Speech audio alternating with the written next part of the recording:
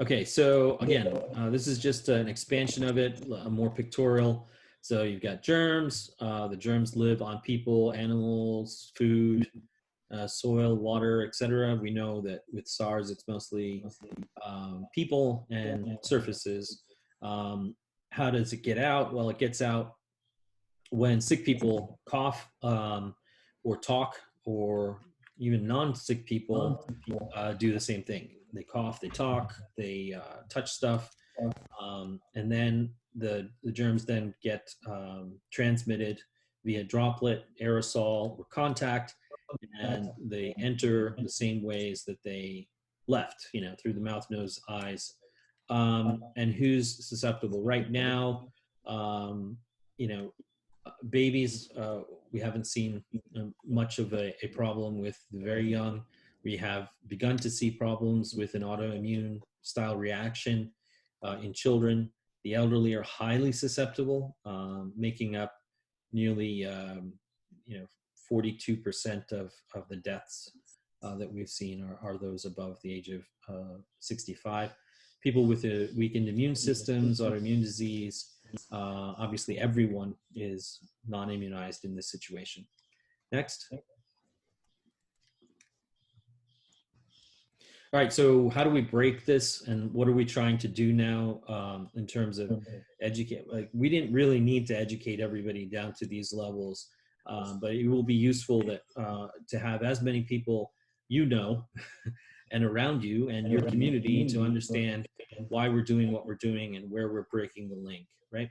So, to tackle the virus itself, we do that by identifying and treating the patients, by attacking the reservoirs. We're trying to decontaminate or disinfect, equipment, instruments, water sources, because as we open up these businesses, there's going to, and the spring and summer unfold, air conditioners are going to come into play. And we know that air conditioners do have quite a bit of,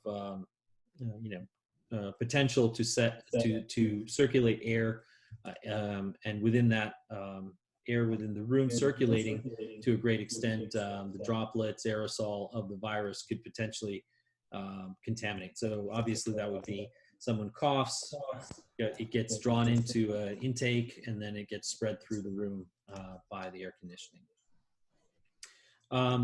Making sure that we're masked will reduce the amount of coughing and sneezing and bodily fluid, as well as whatever is on our fingers, trying to minimize that outbound contamination onto surfaces that other people will be using, in public, obviously, at a Starbucks, at a Dunkin' Donuts, at a Chipotle, whatever, there's going to be 50, 100, hundreds of visitors coming in and out, and we want them all to be wearing masks, because that will minimize the amount of contamination, especially in the scenario where we face right now.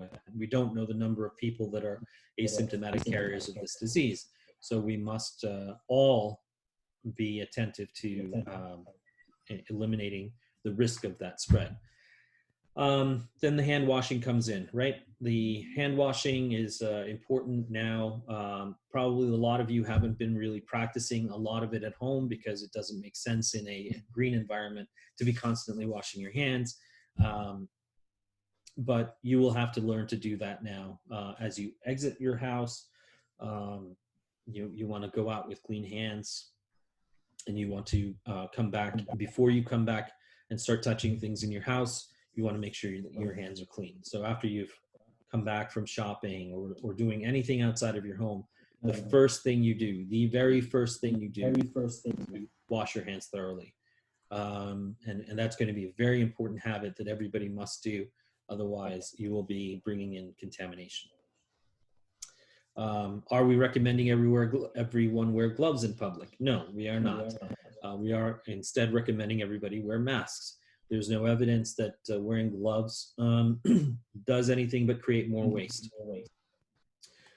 We wear gloves in a clinical environment for various reasons, but and also because the levels of contamination are so high in clinical environments. But for the general public, you are better off building habitual hand washing, right? You know, making that a general habit of your reentry into your home, and also making a habit of um, using the mask effectively and not contaminating it. So, you know, Dr. Fauci was on, I think, 60 Minutes this weekend, and they're using a clip of him saying, I don't want everybody walking around with masks, and he's right.